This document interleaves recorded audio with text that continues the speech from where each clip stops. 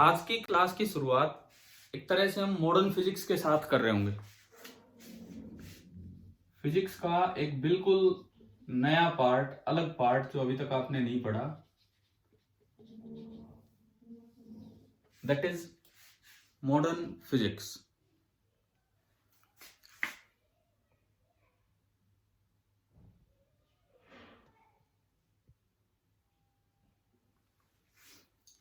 देखिए, modern physics नाम से पता लग रहा है कि एक तरह से कोई नई फिजिक्स ही मिलेगी।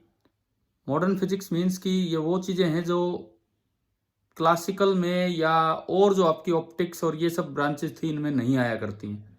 वहां से हम शुरुआत करेंगे।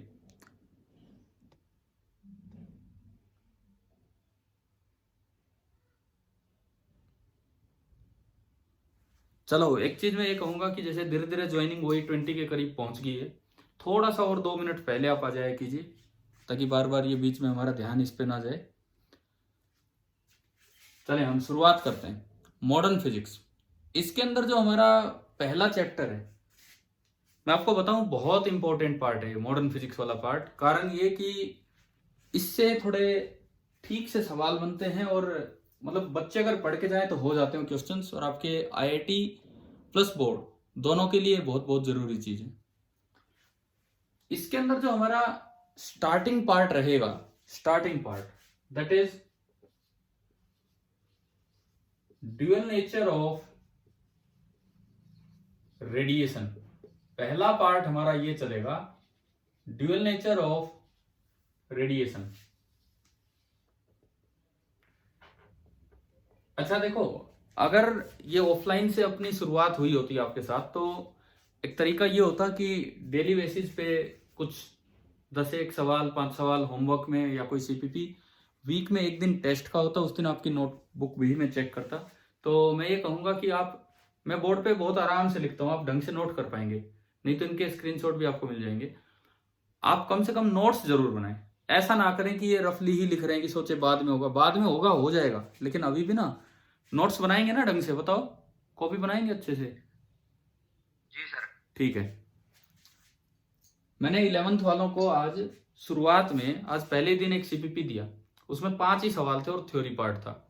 मैंने कहा था कि आज जब आपकी क्लासेज ऑफ हो तो आप उसके बाद मुझे आंसर्स भेजना, और कुछ बच्चों ने तो तुरंत ही जो 20 मिनट का ब्रेक है उसी में अपने आंसर्स भेज भी दिए हैं, मैंने चेक नहीं किए। तो ऐसा कुछ आपके साथ भी चलेगा, तो आप भी अपना इंटरेस्ट बना के रखना।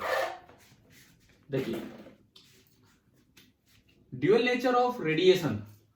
रेडिएशन मतलब जैसे आप जिसे बोलते हैं लाइट, लाइट के बारे में आप रिसेंटली जो पढ़ के आए हैं, जो आपने पिछला चैप्टर पढ़ा है, आपने फिनोमेना पढ़े, इंटरफेरेंस, डायफ्रैक्शन एंड तीसरा क्या बोलो? Interference, diffraction and polarization. तो ये जो 3 फिनोमेना हैं, इन 3 फिनोमेना ने एक वेव नेचर को एस्टेब्लिश करवा दिया था, और लाइट को माना जाने लगा था कि लाइट प्योरली एक वेव है। लाइट रेडिएशन जो होती है वो उसका वेव नेचर है। लेकिन ड्यूअल नेचर वाली बात सामने आई जब एक और इफेक्ट ढूंढा गया, और वहां पे फिर लाइट का मानना पड़ा कि लाइट वेव नहीं, लाइट का तो कैसा नेचर है? Particle nature. इसीलिए चैप्टर बनता है ड्यूअल नेचर। तो इस चैप्टर में आप मुझे बस यस नो करके जवाब देते चलना, साथ साथ मैं इन्वॉल्व रहना चाहता हूं आपके साथ। देखिए, इस चैप्टर में हम ये वाला पार्ट पढ़ेंगे, वेव वाला पार्ट या पार्टिकल वाला पार्ट? बताओ, रेडिएशन का कौन सा नेचर पढ़ेंगे? दोनों नहीं पढ़ेंगे, पार्टिकल। आप ये पढ़ के आए हैं, आप ये अभी पिछले चैप्टर में पढ़ के आए हैं जहां आपने इंटरफेरेंस, डिफ्रैक्शन और पोलराइजेशन पढ़ा है ना? वहां पे वेव नेचर ऑफ रेडिएशन खत्म हो गया है। अब ये जो ड्यूअल नेचर नाम दिया है, इसके अंदर जो हम पढ़ना चाहेंगे वो हमारा होगा particle nature of light. Wave nature से अगला पार्ट, चैप्टर का नाम ड्यूअल नेचर है लेकिन हम पढ़ रहे होंगे particle nature of light.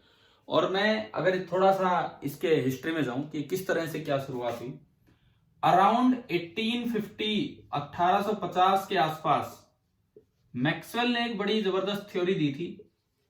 Maxwell आपके पिछले सेमेस्टर में, बोर्ड के पिछले सेमेस्टर में एसी तक आया है, चैप्टर एसी तक है ना?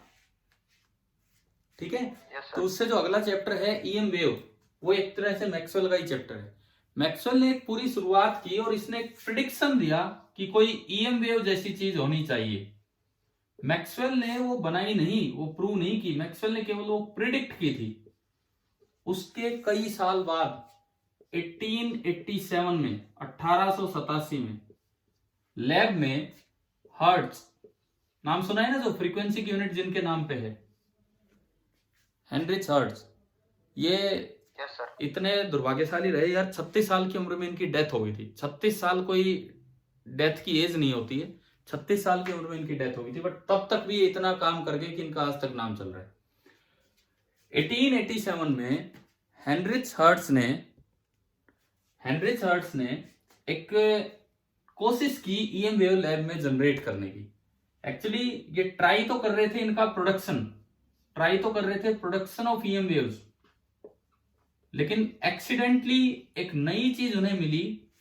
एक्सीडेंटली ही डिस्कवर्ड फोटो इलेक्ट्रिक इफेक्ट। हो सकता है केमिस्ट्री में नाम आया हो, photo electric effect. Photo electric effect में यह पता लगा कि अगर मेटल की सरफेस पे आप लाइट रेडिएशन डालते हो, तो उसमें से मेटल में से इलेक्ट्रॉन बाहर आ जाते हैं, अगर वो सफिशिएंट एनर्जी की लाइट है तो। इस इफेक्ट को नाम दिया गया फोटो इलेक्ट्रिक इफेक्ट। केमिस्ट्री में आया है ये नाम पीछे, है ना। लेकिन अब यहां डिटेल में आएगा, इस चैप्टर में पूरा डिटेल में आएगा फोटो इलेक्ट्रिक इफेक्ट।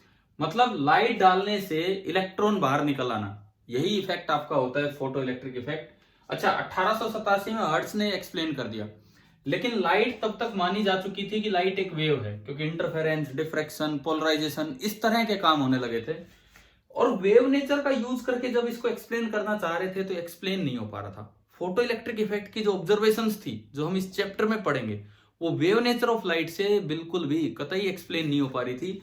तो वहां पे एक नई थ्योरी डिजाइन की गई, और वो नई थ्योरी देने वाले, देखो, ईएम वेव की प्रिडिक्शन किसी ने की, लैब में किसी ने बनाया, कोई एक्सपेरिमेंट हो रहा है उसमें कोई डिस्कवर भी कोई हर्ट्ज कर रहा है, लेकिन ये थ्योरी किसने दी थी जो फोटो इलेक्ट्रिक इफेक्ट को एक्सप्लेन कर पाई? वो थ्योरेटिकल काम किसने किया था? Albert Einstein. नाम तो सुन ही रखा हम सभी ने, है ना। Yes sir. एल्बर्ट आइंस्टाइन एक बहुत ही अच्छे तकड़े थ्योरेटिकल फिजिसिस्ट थे। लोगों के किए हुए कामों को उन्होंने थ्योरेटिकली इतने अच्छे से फिजिक्स में एक्सप्लेन किया कि आज तक मतलब सर्वश्रेष्ठ साइंटिस्ट, सर्वश्रेष्ठ फिजिसिस्ट उन्हें माना जाता है। इस तरह का काम है। और आइंस्टाइन ने कहा कि लाइट तो पार्टिकल है, और उस पार्टिकल का जो नाम है, लाइट के पार्टिकल का जो नाम है, वो क्या रखा गया? आइंस्टाइन ने जो नाम बताया, क्या बताया? फोटोन। दरअसल ये नाम आइंस्टाइन से पहले मैक्स प्लैंक थे। मैक्स प्लैंक के समय ये चीजें आ चुकी हैं। तो अगर मैं चैप्टर की शुरुआत करूं आगे बढ़ के, तो सबसे पहले मैं आपको यूं बताऊंगा कि तीन फिनोमिना जो लाइट के वेव नेचर से एक्सप्लेन होते हैं, और 3 फिनोमिना जो लाइट के पार्टिकल नेचर से एक्सप्लेन होते हैं। तो आप बताओ, लाइट के वेव नेचर से एक्सप्लेन होने वाले 3 फिनोमिना कौन कौन से हैं? पहला interference, second diffraction, third polarization. क्या आपकी वेव ऑप्टिक्स कंप्लीट हो चुकी है स्कूल में? Yes sir. ठीक है, तो हम एक बार आगे बढ़ रहे हैं, और आगे जब रिवीजन में होगा तो फिर से अपना इनको रिवाइज करेंगे, है ना। पहले एक बार ड्यूअल नेचर वाला पार्ट बढ़ाते हैं आगे। अच्छा, अब मैं चलूं कि भाई पार्टिकल नेचर अगर है लाइट का, तो उससे कौन से फिनोमिना एक्सप्लेन होते हैं? पहला, अभी मैंने बोर्ड पे नाम लिया, बताओ। Photo electric. हाँ, पहला आपका फिनोमिना हमने लिखा फोटो इलेक्ट्रिक इफेक्ट। दूसरा, एक कभी +1 में नाम आता है, अगर आपको याद हो तो, ब्लैक बॉडी रेडिएशन। कोई वर्ड याद आ रहा है ना। तो ये जो ब्लैक बॉडी रेडिएशन है, BBR, ब्लैक बॉडी रेडिएशन, जो +1 में पढ़ा था, उसको भी एक्सप्लेन करने के लिए लाइट का वेव नेचर नहीं बल्कि लाइट का पार्टिकल नेचर काम आता है। और तीसरा एक फिनोमिना जो हम लास्ट में इस चैप्टर में थोड़ा सा पढ़ेंगे, बहुत ज्यादा डिटेल में नहीं है, that is called Compton effect. Compton एक साइंटिस्ट का, एक वैज्ञानिक का नाम है, तो उनके नाम पे ये इफेक्ट है, कॉम्पटन इफेक्ट। अब देखो, अभी मैं आगे बढ़ता हूं। आप अगर जो भी यहां तक कुछ भी इन शॉर्ट ये नाम वगैरह आप लिखना चाहें तो आप एटलीस्ट नोट तो जरूर कर ही लें। फिर मैं बोर्ड रब करके आगे बढ़ता हूं।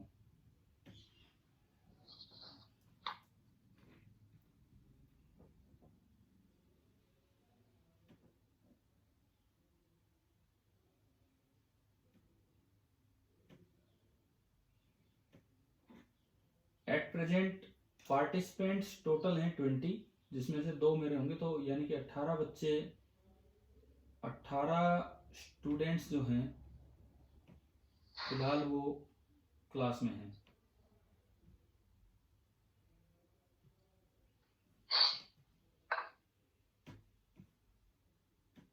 मैं आपके नाम देख पा रहा हूं सभी के।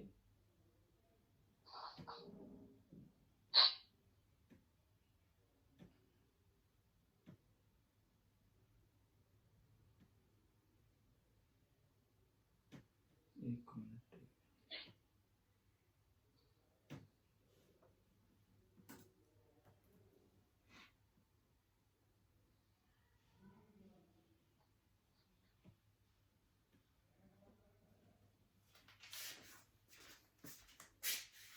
तो चलें शुरू करें अपना चैप्टर। Yes sir. ठीक है।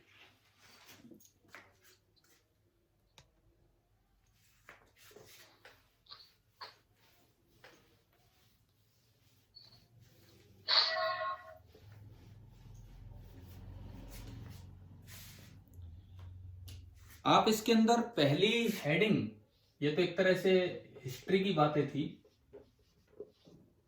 पहली हेडिंग आप डाल सकते हैं कैथोड रेज।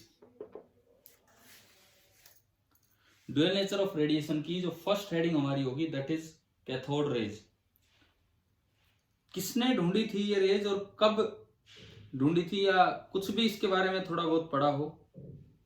ये तो पक्का है कि केमिस्ट्री में या फिजिक्स में भी इतना नहीं, केमिस्ट्री में तो ये नाम आ ही चुका होता है कैथोड रेज। और ये बहुत ना ना ना माइकल फेराडे ने नहीं, एक्चुअली कैथोड रेज जो बताया था ये एक साइंटिस्ट थे विलियम क्रूक्स। विलियम क्रूक्स ने 1870 में 1870 में कैथोड रेज के बारे में कुछ बताया था। इन्होंने क्या किया था, एक डिस्चार्ज ट्यूब ली, एक ऐसी ट्यूब बनाई, एक ऐसी ट्यूब सिंपल, एक डिस्चार्ज ट्यूब ली, उसका प्रेशर बहुत ही कम कर दिया। यहां से वो प्रेशर को कंट्रोल कर रहे थे, प्रेशर वॉल्व थी उनके पास ये इस तरह से, और यहां पे उन्होंने एक गैस भरी at very low pressure, about मैं कहूं 0.001 mm ऑफ मरकरी कॉलम। ये बहुत बहुत ज्यादा कम प्रेशर होता है। जो नॉर्मल हमारा प्रेशर होता है वो होता है 76 सेंटीमीटर ऑफ मरकरी कॉलम, तो ये तो उससे काफी ज्यादा कम है। यहाँ पे 2 इलेक्ट्रोड लिए, एक मेटल इलेक्ट्रोड यहां और एक मेटल इलेक्ट्रोड यहां। यहाँ पे उन्होंने 2 इलेक्ट्रोड्स लिए थे, इनके बीच में कोई इलेक्ट्रिक फील्ड उन्होंने दिया बैटरी लगा के, और एक इलेक्ट्रिक फील्ड जनरेट किया। तो क्या क्या मिला था बताओ इसमें, मतलब कैसे, किनको उन्होंने नाम दिया था कैथोड रेज?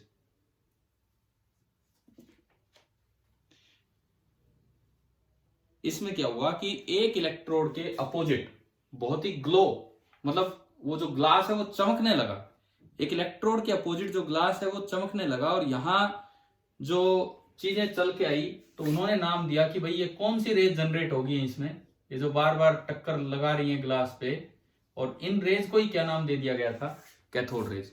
बाद में हमें पता लगा कि ये कैथोड रेज और कुछ नहीं है, इन्हीं का बाद में क्या नाम रखा गया, इन्हीं को बाद में क्या बोला गया था, इलेक्ट्रॉन्स। और इलेक्ट्रॉन की डिस्कवरी सबसे पहले किसने की थी? ये तो सुन रखा हमने। जे थॉमसन ने इलेक्ट्रॉन डिस्कवर किया था। बाद में पता लगा कि कैथोड रेज और कुछ नहीं है, केवल ये इलेक्ट्रॉन ही है जो एक से दूसरे की तरफ जाने लग रहे हैं। क्लियर है? कैथोड रेज के बारे में और डिटेल नहीं आएगी, बस इतना पता होना चाहिए कि एक डिस्चार्ज ट्यूब में जब कभी आप बहुत कम प्रेशर पे गैस लेते हैं तो आप थोड़ा भी इलेक्ट्रिक फील्ड अप्लाई करेंगे बैटरी की मदद से, तो वहां पे कुछ स्पार्किंग होती है, वहां पे कुछ चमक पैदा होती है ग्लास पे। तो उन रेज को नाम दिया गया था कैथोड रेज, और बाद में पता लगा कि वो इलेक्ट्रॉन ही है जो जे थॉमसन ने डिस्कवर किए थे, वही इलेक्ट्रॉन है और कुछ अलग से नहीं है। कैथोड रेज आए ना समझ में, क्या होता है क्या नहीं? Yes sir. ठीक है, आप ये बनिए। इसके बाद जो हमारा, ये आप इसमें बना लीजिए पहले, ये ट्यूब, ये डिस्चार्ज ट्यूब लिख देना कि ये डिस्चार्ज ट्यूब है।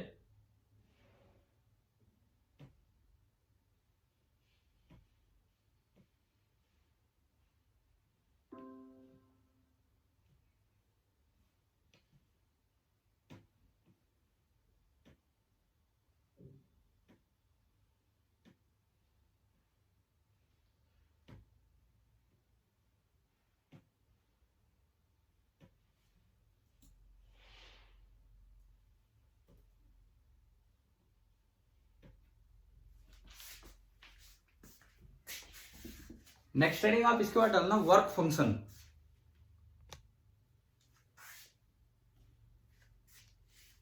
इसके बाद जो हमारा अगला टॉपिक होगा दैट इज वर्क फंक्शन।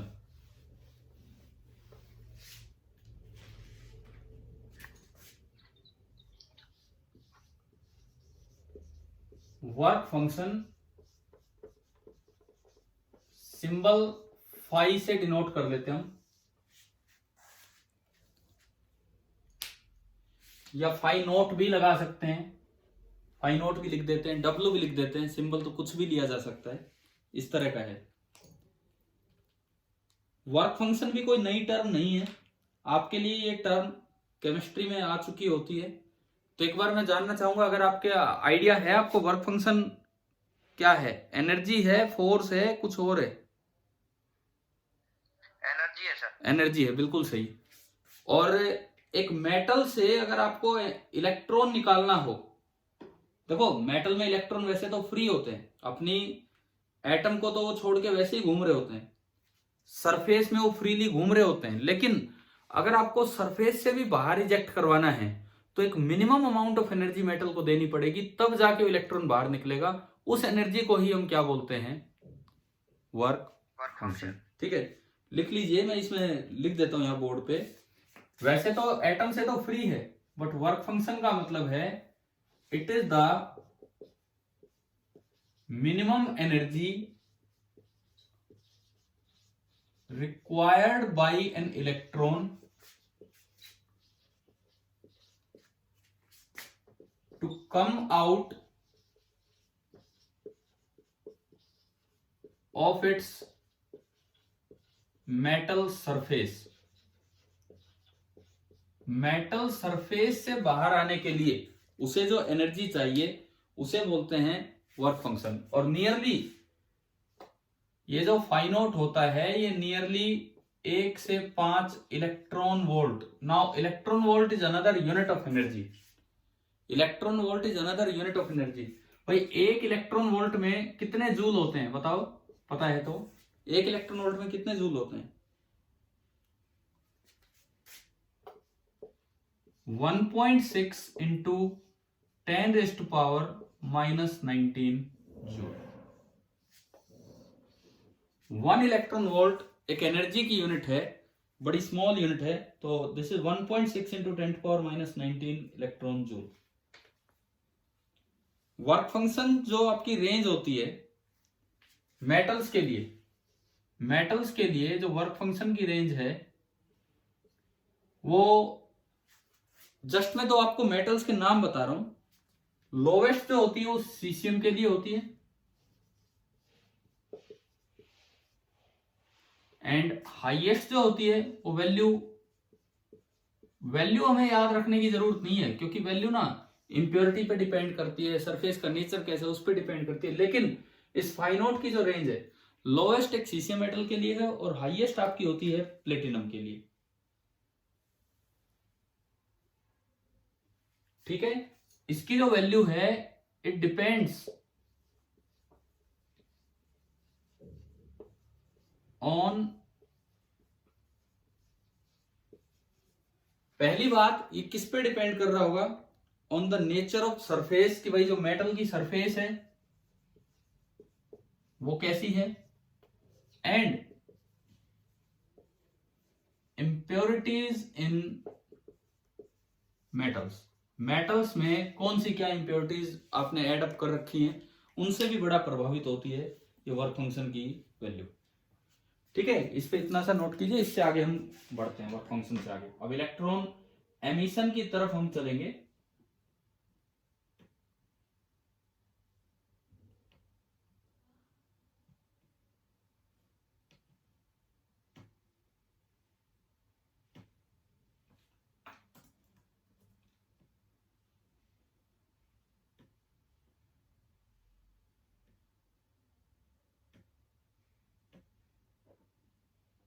हो गया सर। एक मिनट मैं आपकी अटेंडेंस पे थोड़ा सा नजर डाल रहा हूँ, एक सेकंड बस।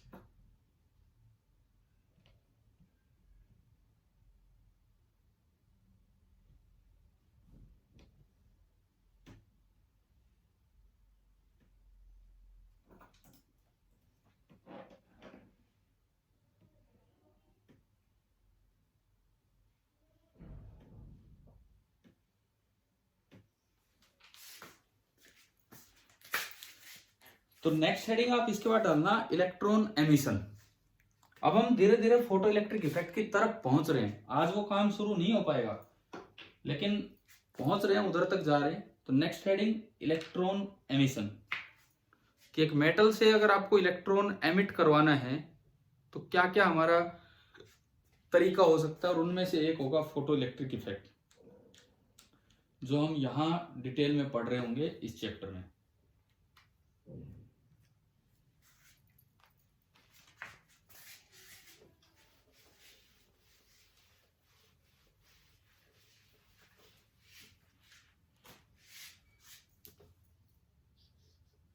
देखिए, अगर आप मेटल की सरफेस में से इलेक्ट्रॉन एमिट करवाना चाहते हैं तो एक ही तरीका है कि भाई आपको एनर्जी देनी पड़ेगी, और तो कोई खास है ही नहीं। वर्क फंक्शन जितनी एनर्जी आपको कम से कम देनी पड़ेगी, ये तो करना ही पड़ेगा। अब इसमें क्या क्या तरीके हो सकते हैं, जैसे एक मेथड बताया जाता है थर्माइनिक एमिशन।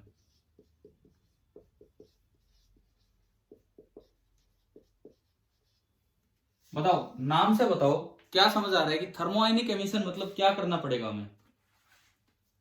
हीट एनर्जी देना। हाँ, इसमें कुछ नहीं, सिंपल सी चीज है,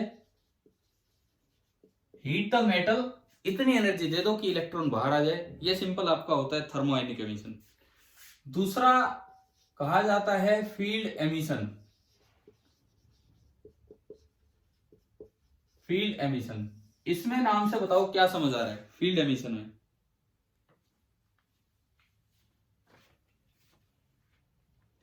एक इतना स्ट्रॉन्ग फील्ड लगा दो E, इतना स्ट्रॉन्ग इलेक्ट्रिक फील्ड लगा दो कि अपोजिट डायरेक्शन में इलेक्ट्रॉन पे इतना फोर्स लग जाए कि वो अपने मेटल को छोड़ के चला जाए। आ गया ना समझ में क्या होता है फील्ड एमिशन? हाँ भाई, क्लियर है ना? तीसरा सेकेंडरी एमिशन। सेकेंडरी एमिशन, ये क्या होता है सेकेंडरी एमिशन? सेकेंडरी एमिशन का मतलब है कि जैसे मेटल की सरफेस है, ये कोई मेटल की सरफेस है, आप इस पे एक एनर्जेटिक इलेक्ट्रॉन फेंक के मारो, इतनी एनर्जी के साथ इलेक्ट्रॉन की बम्बार्डमेंट करवा दो कि वो अपनी एनर्जी देके इस मेटल के किसी इलेक्ट्रॉन को बाहर निकाल दे। इस एमिशन को कहते हैं सेकेंडरी एमिशन। आ गया, समझ आ गया क्या है? Yes sir. ठीक है, और अब नंबर 4 जो हमें इस चैप्टर में पढ़ना है डिटेल में, जो लगा लो कि कल की क्लास से ये काम ढंग से चलेगा, अगली कुछ क्लासेज में, that is photo electric emission. आज तो क्या है कि एक 40 मिनट की क्लास है, तो उसमें इंट्रोडक्शन टाइप काम ज्यादा है। Photo electric emission, photo electric emission का ये मतलब है कि ये आपका मेटल है, ये मेटल की सरफेस है, आप इस पे कोई स्ट्रॉन्ग वेव डाल रहे हैं। स्ट्रॉन्ग वेव का मतलब है high energy wave. High energy wave का मतलब है कि ऐसी वेव जिसकी फ्रीक्वेंसी हाई हो, न्यू मैंने लिखा है, एक ऐसी वेव जिसकी फ्रीक्वेंसी हाई हो। अब इस एनर्जी को लेके अगर यहां से इलेक्ट्रॉन बाहर आए, इस इलेक्ट्रॉन को बोल दिया जाता है फोटो इलेक्ट्रॉन। इस इलेक्ट्रॉन को बोल दिया जाता है फोटो इलेक्ट्रॉन। और ये जो एमिशन है, इस एमिशन को बोला जाता है photo electric effect. This emission is called photo electric effect. अच्छा, अब हाई एनर्जी वाली वेव है कौन सी, तो उसके लिए आपको थोड़ा ईएम वेव वाले चैप्टर पे जाना पड़ेगा। ईएम वेव में हम एक ईएम स्पेक्ट्रम पढ़ते हैं। इधर फ्रीक्वेंसी होती है और इधर वेवलेंथ, उधर फ्रीक्वेंसी बढ़ती है, इधर वेवलेंथ बढ़ती है। ईएम स्पेक्ट्रम याद आ रहा है कुछ? Electromagnetic spectrum. देखो, सबसे मैं बताऊं आपको, मैं याद भी हो जाएगा ये, अभी सुनो। बीच में आपका होता है विजिबल। विजिबल में वॉयलेट इधर होता है और रेड इधर होता है, और ये आपका होता है विबग्योर। ये तो हमें याद होना चाहिए, वॉयलेट की फ्रीक्वेंसी ज्यादा है, वॉयलेट की वेवलेंथ कम है। ये आपका है विबग्योर। रेड से जस्ट इधर इंफ्रारेड, वॉयलेट से जस्ट आगे अल्ट्रा वॉयलेट। यहां तक आपके सनलाइट के कंपोनेंट्स पूरे हो गए। यहां तक आपके सनलाइट के कंपोनेंट्स पूरे हो गए। इसके बाद इधर स्टार्टिंग में सबसे पहले होता है रेडियो वेव।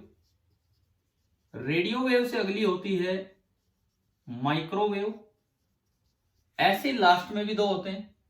यूवी अल्ट्रावायलेट से अगली होती है एक्सरे, एंड एक्सरे से अगली आपकी होती है गामा रे।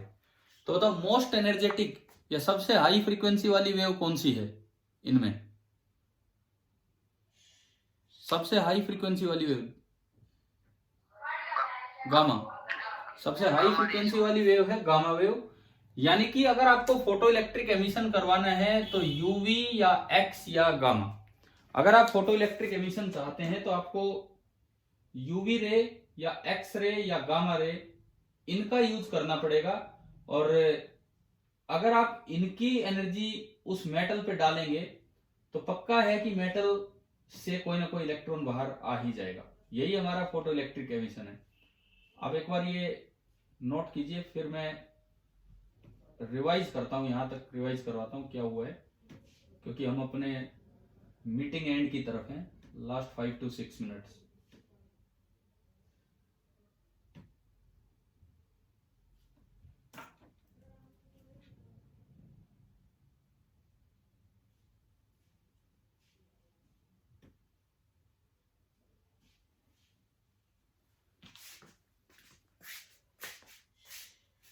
हाँ जी, लिख लिया होगा ना शायद ये तो।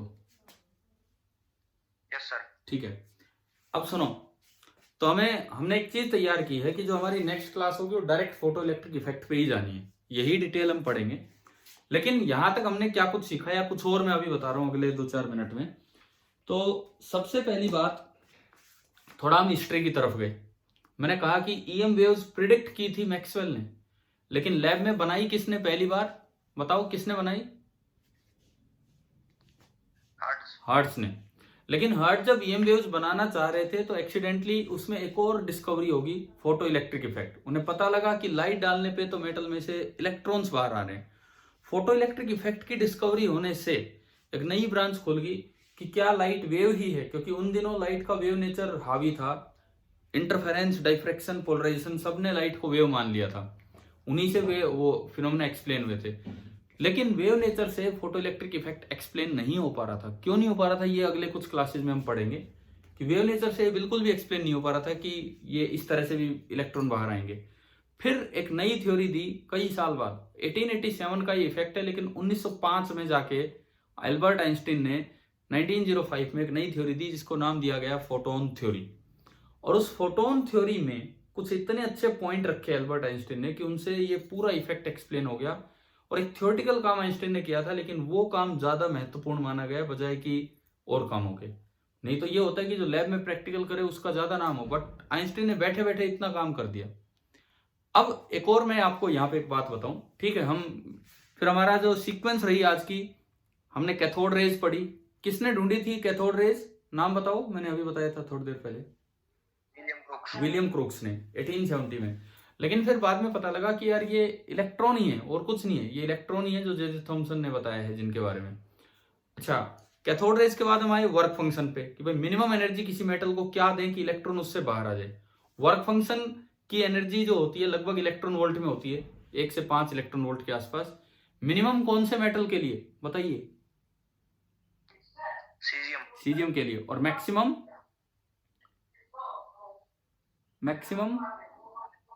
बताओ? Maximum platinum. मैक्सिमम आपका प्लेटिनम के लिए, ठीक है। उसके बाद फिर हम गए एमिशन के विभिन्न प्रकार, क्या क्या तरीके हैं। सबसे पहला हमने नाम लिखा थर्मोआयनिक एमिशन, गर्म करो उससे भी इलेक्ट्रॉन बाहर आ जाता है। दूसरा लिखा फील्ड एमिशन, आप बहुत स्ट्रॉन्ग फील्ड लगाइए उससे भी इलेक्ट्रॉन बाहर आ जाता है। तीसरा हमने लिखा सेकेंडरी एमिशन, बताओ उसमें क्या था? सेकेंडरी एमिशन में क्या था? इलेक्ट्रॉन आएगा, वो एनर्जी देकर, हाँ, इलेक्ट्रॉन आएगा और वो अपनी एनर्जी देके दूसरे इलेक्ट्रॉन को बाहर भगा देगा। और चौथा जो आपको इस चैप्टर में पढ़ना है, कौन सा? फोटो इलेक्ट्रिक एमिशन, है ना, जो हम कल से आगे कंटिन्यू कर रहे होंगे। अच्छा, अब एक बार आप सिलेबस के बारे में सुनिए, जेई के सिलेबस के बारे में। इस चैप्टर का जो जेई का सिलेबस है वो सुनिए। जो आपका जेई मेन का सिलेबस है, आपको ऐसे नोट करने की जरूरत नहीं, मैं बोल रहा हूं उससे नोट करने की जरूरत नहीं है, बिकॉज ये मैं आपको अलग से सीपीपी में डाल के दे दूंगा। जेई मेन का जो सिलेबस है ना, उसका पहला टॉपिक है फोटो इलेक्ट्रिक इफेक्ट। मींस जो कल से हम पढ़ना स्टार्ट करेंगे वो आपका जेई मेन का पहला टॉपिक है। बोर्ड में तो यही सेम ही है सिलेबस। पहला टॉपिक है फोटो इलेक्ट्रिक इफेक्ट। उसमें आएंगे हर्ट्ज एंड लिनार्ड्स ऑब्जर्वेशन। हर्ट्ज ने क्या ऑब्जर्व किया था और लिनार्ड ने, एक और साइंटिस्ट थे फिलिप लिनार्ड, उन्होंने क्या ऑब्जर्व किया, ये हमें पढ़ने हैं। उसके बाद आएगी आइंस्टीन की थ्योरी, मतलब ये एक्सपेरिमेंट्स हो चुके होंगे 1887 के आसपास। फिर आइंस्टीन 1905 का दौर आएगा कि आइंस्टीन्स फोटो इलेक्ट्रिक इक्वेशन, जिसमें हम पढ़ रहे होंगे पार्टिकल नेचर ऑफ लाइट। ये सिलेबस में लिखा है Einstein's photo electric equation, particle nature of light. तो ड्यूअल नेचर ऑफ रेडिएशन से इतना पार्ट आपके सिलेबस में। फिर इस चैप्टर का सेकंड पार्ट आएगा, आपने सुना होगा, इस चैप्टर का नाम है dual nature of radiation and matter. Dual nature of matter में फिर बचा हुआ पार्ट आपका ड्यूअल नेचर ऑफ मैटर वाले सिलेबस का है।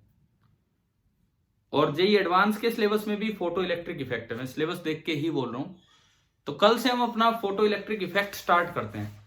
आप बताओ आज की क्लास कुछ समझ आई कि नहीं आई? 2-3 ही तो कॉन्सेप्ट हुए छोटे छोटे से। हाँ भाई, है ना। तो कल से हम अपना फोटो इलेक्ट्रिक इफेक्ट कंटिन्यू करते हैं। और बहुत बड़ी तो आपकी क्लासेज भी नहीं है, 40 मिनट की क्लास होती है, तो कोशिश कीजिए कि सभी बच्चे उसमें लास्ट तक जुड़े रहें। मेरी तो यही कोशिश होनी चाहिए, ठीक है।